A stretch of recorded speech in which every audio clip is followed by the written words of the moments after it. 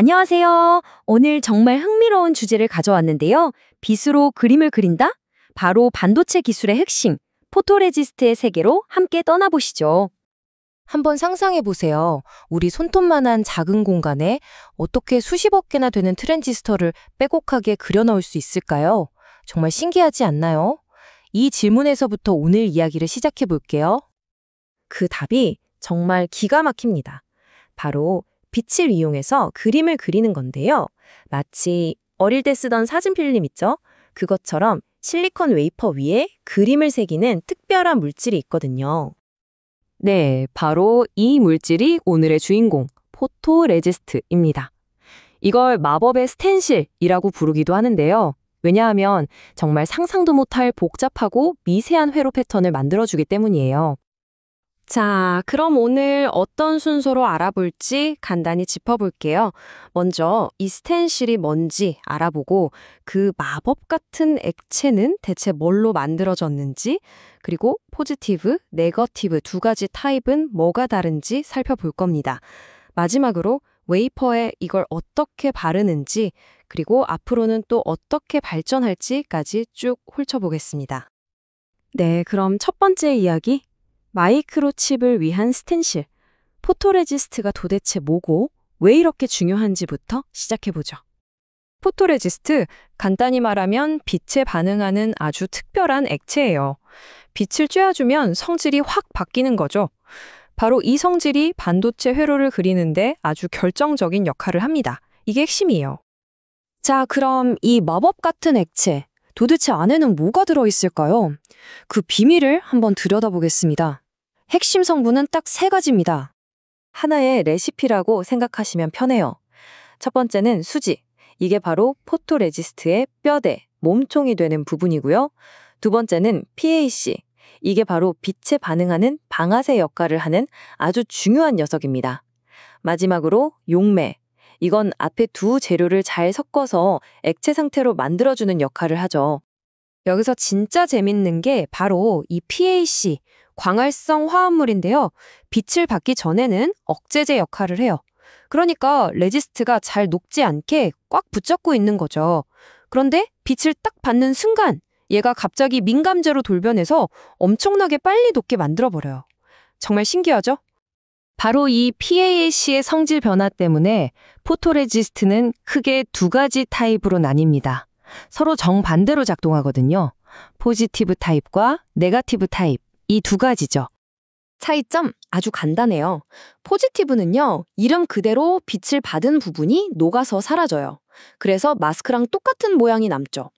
반면에 네거티브는 정반대예요. 빛을 받은 부분이 오히려 단단하게 굳어서 남고 빛을 못 받은 부분이 씻겨 나갑니다. 그래서 마스크의 반대, 즉 네거티브 이미지가 만들어지는 거예요. 그럼 둘 중에 뭘 더 많이 쓸까요? 정답은 포지티브 레지스트입니다. 왜냐하면 훨씬 더 미세하고 정밀한 회로를 그릴 수 있거든요. 그래서 요즘 반도체 공정에서는 거의 대부분 포지티브 타입을 쓴다고 보시면 돼요. 자, 그럼 이 포토레지스트 액체를 어떻게 웨이퍼 위에 얇고 고르게 바를 수 있을까요? 그 방법을 한번 알아보겠습니다. 가장 많이 쓰는 방법은 바로 스핀 코팅입니다. 이름 그대로 웨이퍼를 아주 빠르게 회전시키는 거예요. 분당 수천 번씩 돌리면서 액체를 떨어뜨리면 원심력 때문에 액체가 가장자리로 쫙 퍼져나가면서 믿을 수 없을 만큼 얇고 균일한 막이 만들어지는 거죠. 젖은 우산을 뱅글뱅글 돌리는 거랑 비슷하다고 생각하시면 돼요. 아, 근데 그냥 바르면 안 돼요. 코팅하기 전에 아주 중요한 준비 작업이 하나 있습니다.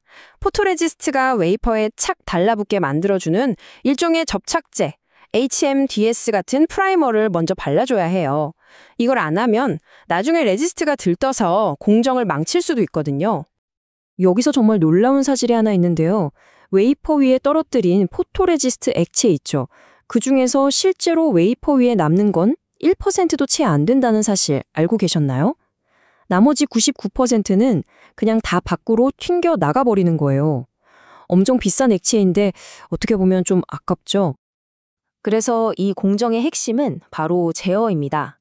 엔지니어들은 포토레지스트의 끈적끈적한 정도, 즉 점도와 웨이퍼의 회전 속도를 나노미터 단위로 정밀하게 조절해서 딱 원하는 두께의 막을 만들어내는 거죠. 자, 지금까지 포토레지스트가 어떻게 작동하는지 알아봤습니다. 그런데 반도체 칩은 지금 이 순간에도 계속해서 작아지고 있잖아요. 그럼 이 중요한 기술은 앞으로 어떻게 발전해야 할까요? 가장 큰 문제는 이거예요. 회로가 너무 작아지다 보니까 우리가 사용하는 빛의 파장보다도 더 작아지는 상황이 온 거죠.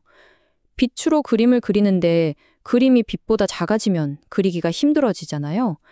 그래서 기존 방식으로는 한계에 부딪혔고 이걸 극복할 더 똑똑한 재료, 즉 새로운 포토레지스트가 필요해진 겁니다. 그래서 등장한 게 가로 첨단 레지스트입니다. 예를 들어 실리콘이 포함된 레지스트 같은 것들이요. 이런 새로운 재료들은 훨씬 더 짧은 파장의 빛, 그러니까 심자외선에서도 잘 작동하고요. 특히 플라즈마 시각 공정에도 아주 강해서 아주 미세한 패턴을 아래층으로 옮길 때 SiO2 같은 단단한 보호막을 만들어서 패턴이 무너지지 않게 꽉 잡아주는 역할까지 해요. 결국 반도체 회로가 거의 원자 수준까지 작아지고 있는 지금, 과연 우리의 이 마법 스텐실은 그 속도를 계속 따라갈 수 있을까요?